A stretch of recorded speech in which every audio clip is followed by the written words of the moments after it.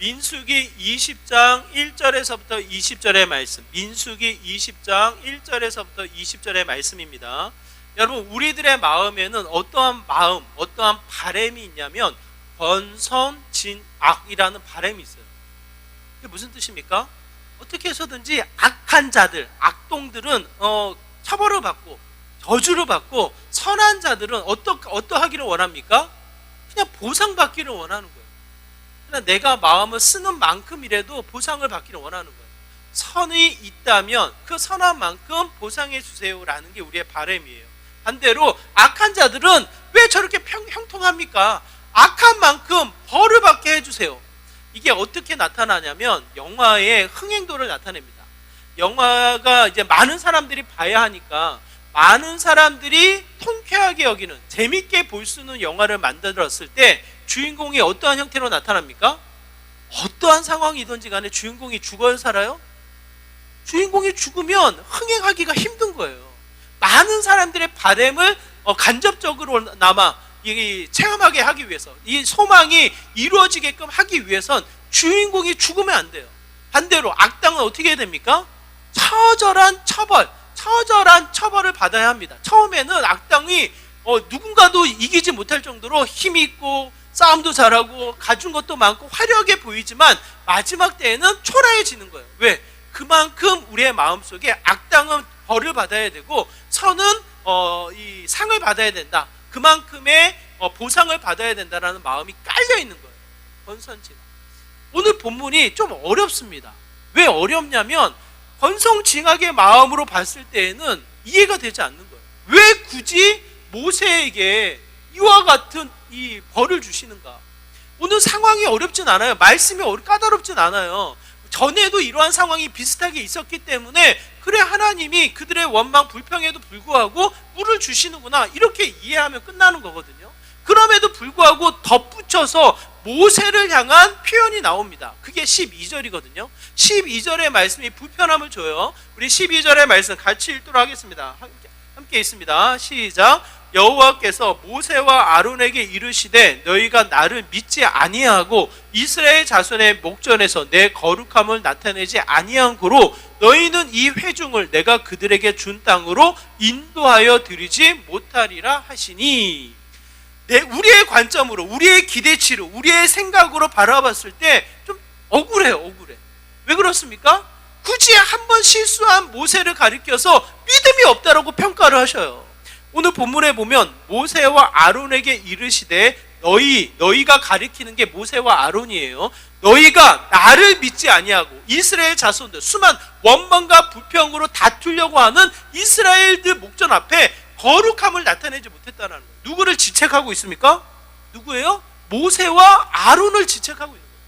우리가 생각했을 때 이스라엘 백성들이 수많은 경험, 수많은 은혜를 앞세워서 감사하지 못하고 불평하며 원망하며 믿음이 없는 것은 저들인 것 같은데 오히려 모세를 가리켜서 하나님이 말씀하고 있다는 거예요. 불편해.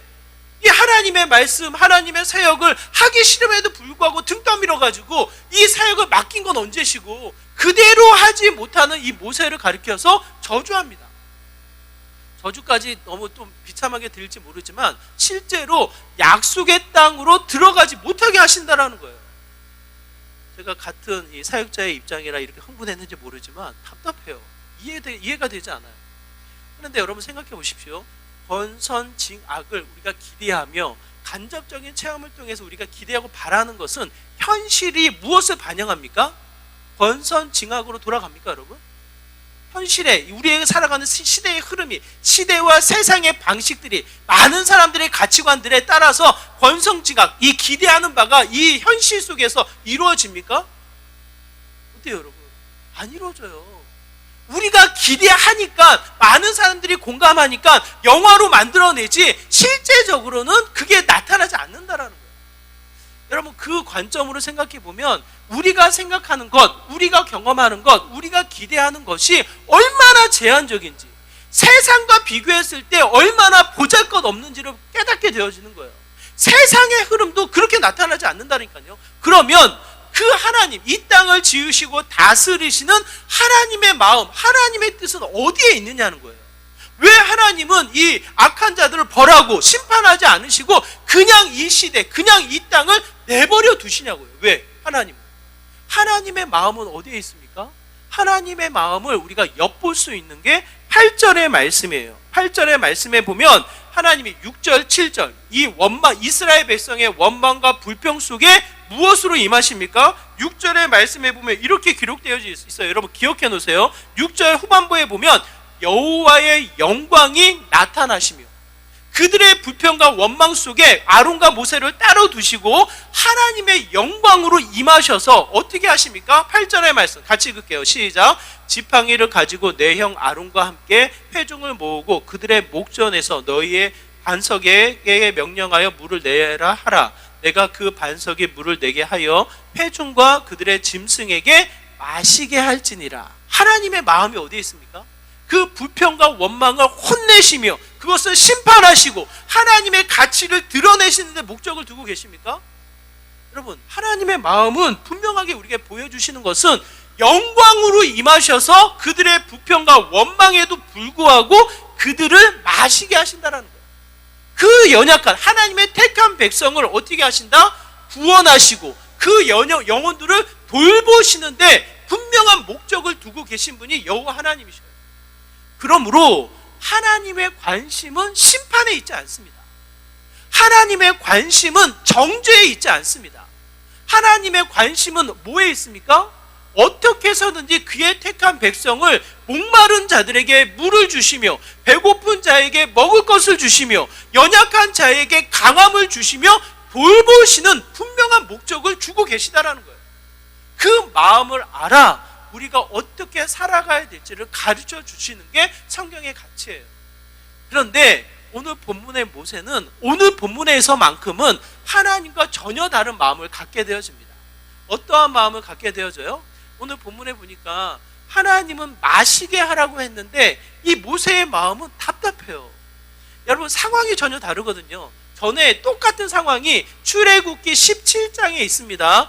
애굽 땅에서 나와 광야에서 방황하며 시내산으로 이동하고 있던 중에 마실 물이 없으니 그 이스라엘 백성들이 모세에게 찾아와서 원망하며 다투었더라. 똑같이 기록되어져 있어요.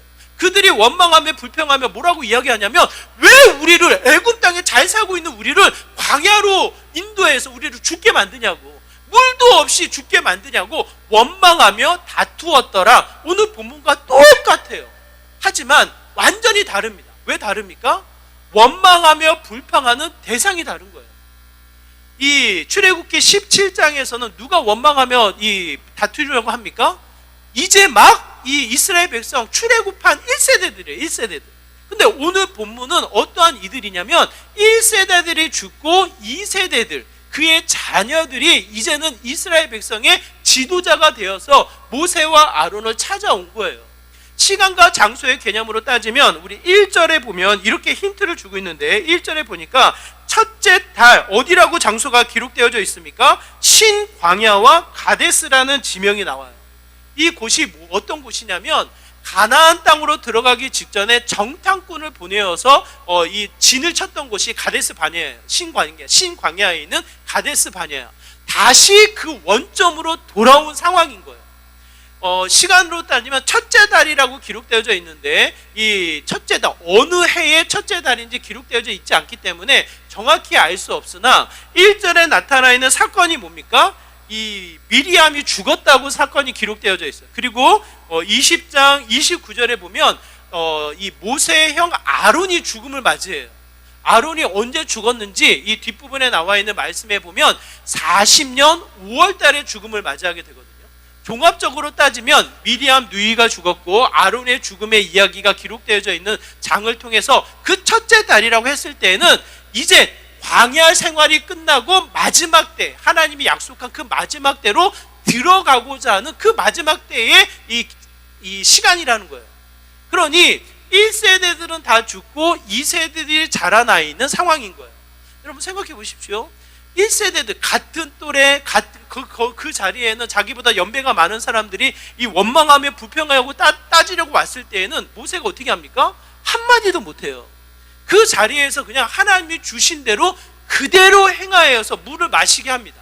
그런데 시간이 지나고 38년의 시간이 지나서 누가 찾아옵니까? 다음 세대들이 찾아온 거예요. 예를 들어서 이야기하면 우리 호태하고 귀리가 나에게 찾아와서 따지는 거예요. 이 밥이 뭐가 이러냐고. 왜 물도 준비해 놓지 않았냐고 저한테 와서 따지는 거예요. 주일 준비를 왜 이렇게 하셨습니까? 따지는 거예요, 여러분. 제가 우리 집사님들이 따질 때는 조용히 있겠지만 우리 호태하고 귀리가 와서 따지면 제 마음이 어떨까요, 여러분? 요 녀석들 봐라. 마음에 이런 마음이 들어요, 안 들어요? 어쩌면 모세가 그런 마음일 수도 있다라는 거예요. 그런 상황 속에 시간이 38년이 지났으니 얼마나 답답합니까? 아니 그 믿음의 씨앗이 오랜 시간 하나님이 먹이고 입혔음에도 불구하고 자라나지 못하는 그 형태를 보면 어쩌면 모세의 마음이 충분히 이해될 법하지 않습니까? 그럼에도 불구하고 오늘 본문을 통해서 우리에게 가르쳐 주시는 것은 그런 상황에서도 어떻게 해요? 내 감정이 드러나는 게 맞냐는 거예요. 하나님의 마음이 드러나야 하는가, 내 감정이 드러나야 하는가, 이 문제를 다시 한번 우리에게 질문하고 있다는 거예요. 오늘 본문에 보면 모세의 모습을 가리켜서 이렇게 이야기합니다. 10절의 말씀인데요, 우리 10절의 말씀 한번 같이 읽어볼까요? 함께 있습니다. 시작. 모세와 아론이 회중을 그 반석 앞에 모으고 너희를 위하여 이 반석에서 물을 내려 하고, 우리가 얌전하게 톤을 일정하게 맞춰서 읽어서 그렇지, 모세의 감정을 실어서 이 10절의 이야기를 한다면 어떻게 이 모세가 반응했겠습니까? 반역한 너희들이요. 이게 뭡니까? 배신하고 나와 내 앞에 나와서 따지려고 싸우려고 하는 이 이스라엘 백성 자녀들 앞에 외치는 거예요. 이 반역한 너희들아, 내가 너희들을 향해서 내가 물을 내야겠냐? 내가 지금 이 상황에서 물을 내야겠냐? 한번 생각해 보라는 거예요. 그러면서 무엇을 드러내서 이야기를 합니까? 하나님의 마음, 하나님의 일하심, 하나님의 이 뜻을 보여주기보다는 내 감정, 내 생각이 앞세워져 있는 형태를 보여주고 있다는 거예요. 이 본문 그대로를 해석하기를 시편 106편에 이렇게 해석을 합니다. 시편 106편 32절 33절 본문에서는 이 사건을 그대로 이야기를 하는 거예요. 같이 읽어볼게요. 시작. 그들이 또 무리바 물에서 여호와를 노하시게 하였으므로 그들 때문에 재난이 모세에게 이르나니 이는 그들이 그의 뜻을 거역함으로 말미암아 모세가 그의 입술로 망령되이 말하였음이로다. 뭐라고 이야기합니까? 분명 그들 이스라엘 백성들이 하나님을 노하게 했어요. 그럼에도 불구하고 그 재앙이 누구에게 임합니까? 모세에게 임합니다. 모세에게 재앙이 임할 때에 상황적으로 설명하기를 뭐라고 이야기하냐면 모세가 그의 입술로 망령되이 말하였다, 이렇게 표현하고 있다는 거예요. 이건 무슨 뜻이냐면 자신의 감정을 제어하지 못하고 상황에 맞춰서 자신의 감정을 쏟아놓은 거예요. 하나님이 이 형상으로 우리를 지으신다고 했을 때 하나님이 주신 은혜, 하나님의 형상이 무엇이 있습니까? 지, 정, 의, 이성과 감성과 우리의 의지, 하나님의 이 형상을 닮아 하나님을 닮아서 받은 선물과도 같은 가치인데 그 가치가 오염되어져 죄로 말미암아 어떻게 됩니까? 분노를 일으키며 나의 화를 토하며 어떻게 해요? 내 감정을 쏟아놓고 있다는 거예요. 모세가. 여러분 잘 생각해 보시기 바라요. 하나님은 살아계십니다. 하나님의 뜻을, 하나님의 일을 나타내기를 원하시지 내 감정, 나의 답답함, 나의 속상함을 마음껏 분출해 나가기를 원하십니까? 하나님이? 여러분 마지막 때에 기껏 하나님의 수고, 하나님의 애씀, 하나님의 이 뜻을 이루기 위해서 열심히 달려가다가 마지막 때에 실수해서 꾸꾸라지는 일들이 얼마나 많냐고요. 그것이 곧 내 감정을 표출하기 위해서. 여러분 요즘에는 포스트 모더니즘이라고 해가지고 내 감정을 속이지 말래요. 내 감정 안에, 내 감성 안에 진리가 있대요. 그러니 네가 느끼는 대로 행동하라고 이렇게 이야기를 해요. 그 느끼는 대로 행동하는 이 시대의 모습이 여러분 진리요 가치요 우리가 본받을 세상으로 여겨집니까 여러분? 그렇지 않아요. 수많은 극단적인 이기적인 형태로 이 마음의 죄성이 그냥 묻지마 폭행으로 이어지면서 그냥 길 가다 아무런 이유 없이 때리는 거예요. 그냥 이 감정을 표출한다. 내가 싫다라는, 내가 밉다라는, 내가 짜증이 난다라는 이유로 그냥 표출해 버리는 거예요. 오죽하면 보복 운전이 금지됩니까, 여러분? 예? 그냥 운전하다가 조금 기분 상해가지고 그 감정을 표출하는 일들이 비일비재로 나타나니까 그걸 법규화시켜서 그것을 못하도록 이렇게 법규화시키는 일이 왜 나타나냐? 가만히 생각해 보면 감정을 표출하며 감정을 속이지 않고 나타나다 보니까 죄된 근성이 끊임없이 죄를 오염시키며 확장시키며 세상을 향해서 나타나는 현상으로 나타나게 있다는 거예요. 오늘 본문에 모세가 하나님을 믿는다고 이야기하지만, 하나님의 일을 한다고 하지만, 하나님의 역사를 드러낸다고 하지만 무엇이 드러나고 있습니까? 감정이 드러나고 있습니다. 이 말씀을 준비하면서 무엇보다 제가 이 긴장이 놓아지는 곳이 가정이잖아요. 가정으로 돌아가면 뭐 제 스스로를 제어하기보다는 더 풀어지니까. 그러다 보면 무엇이 나타나냐면 저도 모르게 감정이 표출이 되어지는 거예요. 좋은 감정 좋다, 나쁜 감정 나쁜 감정은 나쁜 감정대로 그대로 표출되어지다 보니까 우리 가족들에게는 가장 저의 모습이 왔다 갔다 하는 이중적인 모습으로 비춰지는 경우가 많다라는 거예요. 또 한 번 내 자신을 돌아봤을 때 말씀을 통해서 하나님의 일을 이룬다고 했을 때 여러분, 우리가 내 멋대로 내 감정대로 내가 좋을 때는 좋다가 내가 싫을 때는 싫다가 내가 미울 때는 미웠다가 나쁠 때는 그냥 마음대로 내 마음대로 표현하는 것이, 그것이 옳은 것이 아니라 또 한 번 내 마음을 제어하여 무엇을 나타내야 합니까? 여러분 기억하세요. 하나님의 일을 나타내는 믿음의 삶이 되어야 한다는 거예요. 오늘 본문에 우리 말씀을 빗대어서 우리가 생각해 보면 우리 잠언서 25장 28절에 보면 이렇게 기록되어져 있습니다. 잠언서 25장 28절 같이 한번 읽어볼까요? 함께 했습니다. 시작. 자기의 마음을 제어하지 아니하는 자는 성읍이 무너지고 성벽이 없는 것과 같으니라. 이렇게 기록해서 이야기를 해요, 여러분. 오늘 이 관점으로 하나님의 시선을 통해서 모세를 보면 하나님의 일, 하나님의 영광을 나타내기보다는 자신의 감정을 표출하는 거예요, 여러분. 자신이 어쩌면 뭐 본문에서 이렇게 기록되어 있지 않지만 시간의 간격 속에 만만히 보이는 이스라엘 백성들에게 큰 소리 치는 거예요, 큰 소리. 그 모습을 보고 하나님이 뭐라고 이야기하시냐면 하나님을 믿지 않는다고 이야기하신다고. 왜? 자신의 감정대로 행동을 하니까. 이 감정대로 행동을 하는 것이 얼마나 큰 죄요, 결국은 자신을 멸망시키는 일인지를 이야기를 합니다. 그러므로 오늘 본문을 통해서 모세를 탓할 것이 아니라, 모세를 통해서 이해되지 않는 하나님을 탓할 것이 아니라 또 한 번 모세를 통해서 선명히 깨닫게 하시는 거예요. 이스라엘 백성 그 후손들에게, 또한 우리들에게 동일하게 뭡니까? 감정을 드러내는 것, 감정대로 솔직히 행동하는 것이 얼마나 죄로 말미암아 노출되어질 수 있는지를 가르쳐 주는 거예요. 그러므로 또 한 번 감정을 제어해서 하나님의 일을 나타내는 데에 더 우선해야 된다는 것을 이야기합니다.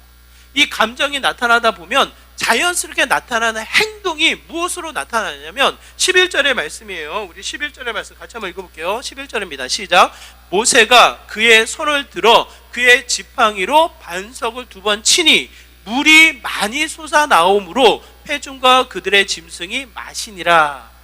놀라운 역사가 이루어졌죠. 물이 흘러나왔다라는 거 아니에요. 근데 문제는 뭐냐면 2번 쳤어요, 여러분. 왜 칩니까? 왜 쳐요? 예? 여러분 이 장면을, 여러분 어떠한 현상을, 어떠한 장면을 기억하셔야 되냐면 출애굽기 17장을 기억하셔야 돼요. 전에 있던 사건. 전에 있던 사건을 보면 하나님이 이렇게 명령하셔요. 출애굽기 17장 6절입니다. 같이 읽을게요. 출애굽기 17장 6절 시작. 내가 호렙산에 있는 그 반석 위 거기서 내 앞에 서리니 너는 그 반석을 치라. 그것에서 물이 나오리니 백성이 마시리라. 모세가 이스라엘 장로들의 목전에서 그대로 행하니라. 치라고 해서 친 거예요. 근데 오늘 본문은 뭐라고 명령합니까? 오늘 본문은 8절의 말씀, 아까 우리가 읽었죠. 8절의 말씀에 보면 너희는 반석에게 뭐하라? 명령하라요. 명령하라. 치라는 말을 안 하셨어요. 하나님이 분명하게 보여주시는 것처럼 이렇게 말씀을 하십니다. 번역된 성경은 반석 똑같이 한글로 번역되어져 있지만 단어가 틀려요. 출애굽기 17장의 반석은 큰 바위예요. 큰 바위. 그야말로 딱 치기에 좋은 바위. 그러니까 그 바위를 치라는 거예요. 치라는 거. 그런데 이 민수기 20장에 나와 있는 반석이라고 번역되어져 있는 원어는 이미 그 반석이 틀어져 있는, 쪼개져 있는 돌인 거예요. 돌. 큰 바위, 한 덩어리의 바위가 아니라 틈이 쪼개져서 숨기도 하고 그늘이 져 있는 형태의 바위를 가리킵니다. 치라고 했을 때에 전혀 다른 돌인 거예요. 그 돌을 가리켜서 뭐라고 말씀하시냐면 명령해라. 그러면 거기에서 물이 솟아날 것이다. 이렇게 이야기를 하는 거예요. 감정이 치솟아 오를 때 무엇이 앞장세워집니까? 어떠한 행동이 나옵니까, 여러분? 자연스럽게 내 몸에 배어져 있는 익숙한 행동들이 나와요. 경험되어졌던 것들이 마치 진리이냐? 내가 해봤더니 이래. 내 경험을 앞세웁니다. 내가 생각했던 확신을 가지고 내가 가지고 있는 확신이 이런 거야. 틀리지 않아. 라고 하며 내 스스로가 잣대가 되어서 다른 사람을 정죄하는 일들이 곳곳에서 나타나게 된다는 거예요.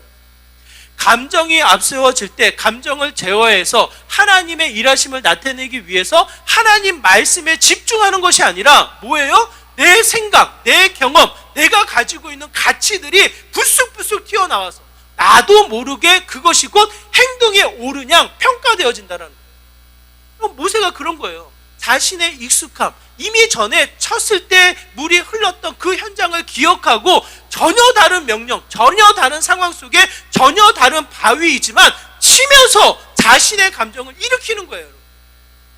여러분, 우리의 삶을 다시 한번 돌아보시기 바라요.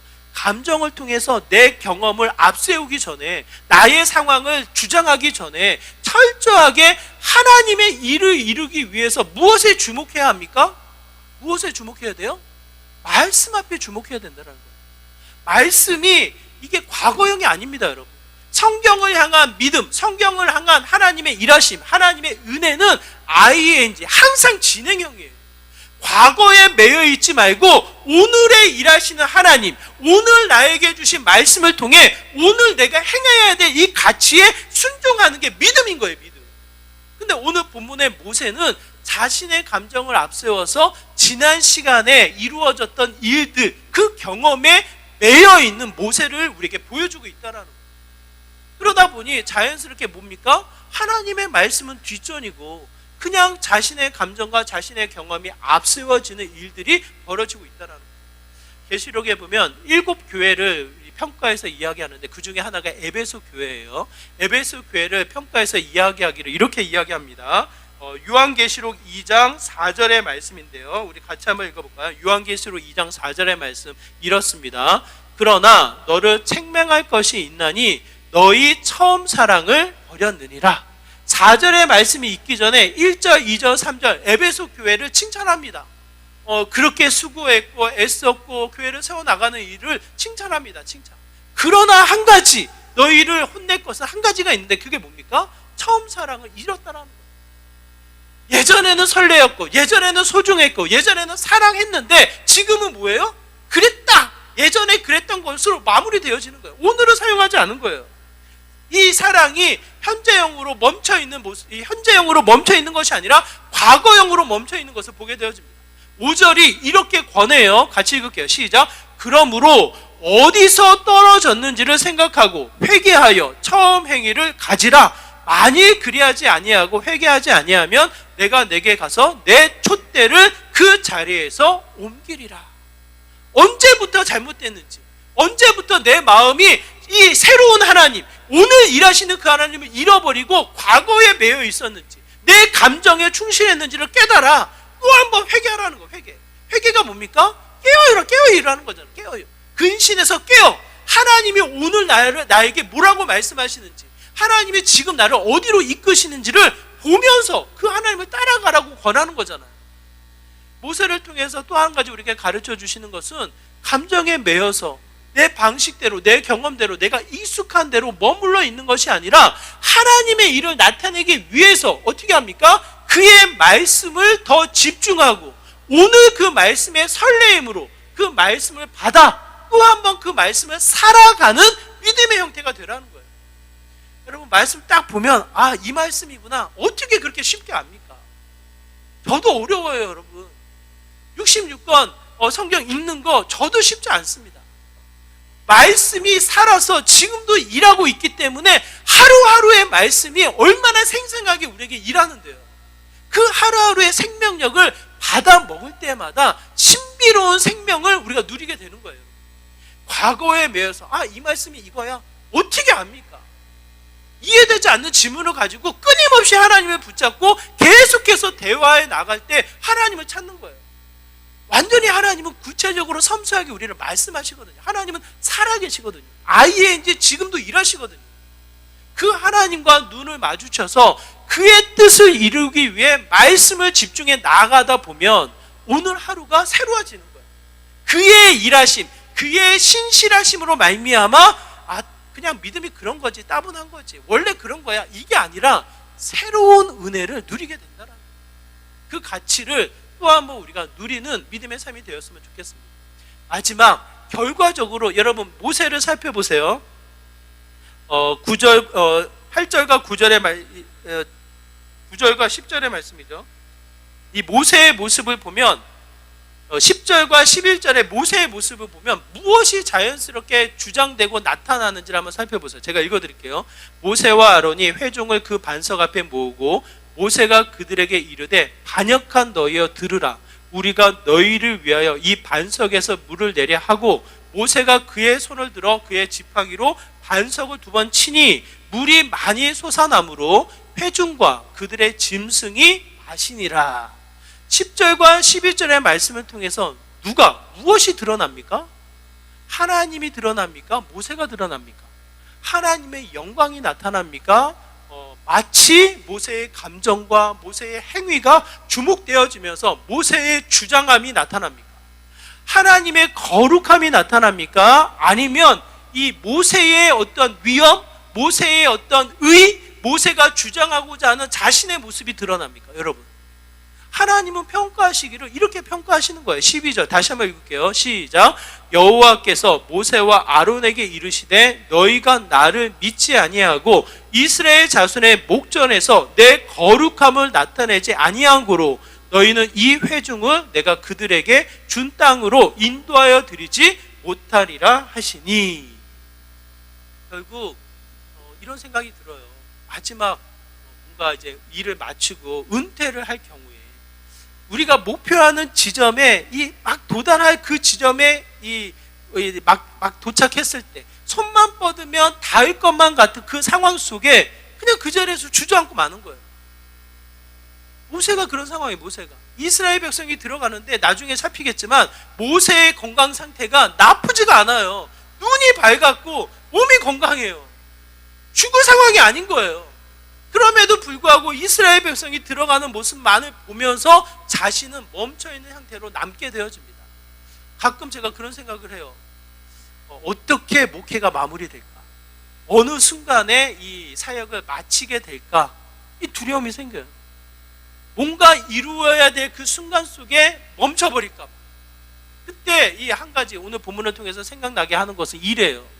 이 모든 시간들이, 이 모든 애씀이, 이 모든 사역이 하나님의 거룩을 나타내고 있는가? 아니면 나를 주장하고 있는가? 여러분, 지난 한 주 살아보셨잖아요. 시간의 흐름 속에 나라는 존재가 있잖아요. 여러분의 일상이 있잖아요. 여러분의 삶이 있잖아요. 그 삶의 현장 속에 누가 나타납니까? 누가 주장되어집니까? 굉장히 우리에게 많은 질문에 생각에 거리를 주는 거예요. 결국 하나님은 물을 내는 게 중요하지 않습니다. 그들을 마시게 하는 게 중요하지 않습니다. 우리에게 주어진 시간을 어떻게 살아가느냐, 모세를 통해서 또 한 번 선명하게 가르쳐주는 게 주된 핵심인 거예요. 세상은 감정대로 네 멋대로 살라고 이야기하고 우리의 익숙함, 우리의 이 경험은 끊임없이 우리를 과거로 끄집어 당깁니다. 안주하게 하고 나태하게 하고 그 자리가 좋으니 변화를 추구하지 않고 그냥 그 자리에 머물도록 끊임없이 우리를 끌어당긴단 말이에요. 그러다 보면서 자연스럽게 나라는 존재를 주장하며 나라는 의의를 드러내는 게 저와 여러분의 삶의 모습인 거예요. 그 모습을 누구보다 하나님의 애처롭게 여기시며 안타까워하시며 마지막 그 순간의 꼴을 놓치지 않도록 또 한 번 모세를 세우셔서 모세를 지표 삼아 우리에게 가르쳐 주시는 거예요. 결국 우리의 삶은 채동배를 남기는 게 아닙니다. 세상은 뭐라고 이야기해요? 호랑이는 가죽을 남기고 인간은 뭘 남겨요? 인간은 뭘 남겨요? 이름을 남긴다고 하지만 남은 이름들이 또 다른 우상이 된다니까요, 여러분. 성경은 이름을 남기라고 하지 않아요. 하나님의 거룩함, 하나님의 영광을 나타내도록 권해서 우리에게 이야기를 하는 거예요. 그래서 또 한 번 모세를 통해 이야기합니다. 감정을 제어해라. 철저하게 내 생각, 내 이 감정, 나의 의가 드러나기 전에 말씀을 주목해라. 그 말씀을 통해서 하나님의 거룩함, 하나님의 영광을 나타내라고. 오늘 광야를 지나면서 이 찬양을 부르는데 참 이 가사 한 절 한 절이 우리에게 마음을 치지 않습니까? 마지막 절, 이 마지막 가사가 뭐예요? 하나님이 나타나도, 주가 나타나도, 이 하나의 고백이 우리의 삶이 된다면 그 삶은 뭡니까? 천국이에요. 천국. 하나님의 임재가 있고 하나님이 나타나는 삶이니 그 자리가 천국이 되는 거예요. 죽어서 가는 게 천국이 아니라 내가 살고 있는 그 현장이 천국이 되는 거예요. 왜? 하나님의 영광이 나타나니까. 그가 부으시는 생수가 흐르는 삶이니까. 나는 기억나지 않아도, 나는 보잘것없어도 하나님이 나타나는 자리가 되니까 그 자리가 은혜로 여겨지는 겁니다. 우리의 삶이 또 한 번 모세를 지표 삼아 동일하게 하나님의 영광, 하나님이 나타나는 믿음의 삶이 되기를 다시 한번 부탁을 드려요. 여러분, 감정대로 살아가지 마세요. 감정의 끝자락은 후회입니다. 반드시 내가 좋아하는 대로, 내가 슬픈 대로, 내가 화나는 대로 행동하다 보면 마지막 그 순간은 후회밖에 남지 않습니다. 결국 나의 익숙함, 나의 이 경험은 끊임없이 예전에 좋았다 그 자리로 끌어당기는 거예요. 오늘과 내일을 바라보지 못하게 해요. 끊임없이 나태함과 게으름으로 멈춰버리게 해요. 그 자리는 나라는 존재밖에 남지 않습니다. 결국 하나님 약속의 땅을 밟지 못해요. 모세를 지표 삼아 여러분 기억하시기 바라요. 하나님의 일을 위해서 말씀을 관찰하고 또 한번 그의 영광, 그의 거룩함이 나타나는 삶이 되기를 소망하며 저와 여러분이 달려가는 믿음의 시간이 되기를 소망합니다. 그래서 또 한번 그의 영광이 나타나는 천국을 누리는 믿음의 복된 삶 되시기를 주님의 이름으로 축원합니다. 말씀을 생각하면서 함께 기도하기 원해요. 하나님, 우리의 가정이, 우리의 일상이, 우리의 삶이 진정으로 주님의 영광, 주님만이 나타나는 믿음의 현장이 되기를 간절히 소망합니다. 감정을 제어하게 하시고 나의 익숙함, 나의 경험에 매이지 않게 하시고 내 스스로를 자랑하는데, 내 스스로를 드러내는데 끊임없이 우리가 싸우게 하여 주시고 그 자리마다 주님만이 나타나기 원합니다. 주님의 말씀만을 관찰하여서 주님의 뜻을 이루는 삶이 되기를 소망합니다. 우리를 사용하여 주옵소서. 나의 가정을, 우리의 일상을 사용하사 하나님의 일하심, 주님의 영광만이 나타나게 하여 주옵소서라고 이와 같은 마음으로 함께 기도하며 나가도록 하겠습니다. 기도합니다. 하나님 아버지, 제가 간절한 마음으로 소망합니다. 우리의 일상이, 우리의 가정이, 우리의 삶이 그냥 나의 감정과 나의 생각과 나의 무지함으로 아버지 죄된 근성에 멈춰 있지 않기를 소망합니다. 살아계신 그 하나님, 말씀하시는 대로 주님의 뜻을 이루는 대로 주의 영광이 나타나는 대로 또 한 번 임하여 나아가는 믿음의 삶이 되기를 소망합니다. 어린 자녀에서부터 장년에 이르기까지 우리의 생각을 열어주시고 하나님의 뜻을 주목하게 하시고 하나님의 말씀을 관찰하여 구체적으로 그 말씀을 순종하며 하나님의 영광, 하나님의 거룩함을 나타내는 믿음의 삶이 되기를 소망합니다. 하나님, 나의 감정에, 나의 생각에, 나의 경험에 침몰되지 않게 하여 주시고 깨어서 늘 새롭게 주님의 은혜를 덧입어 하나님의 영광을 나타내는 믿음의 귀한 삶이 되게 하여 주시옵소서. 주님.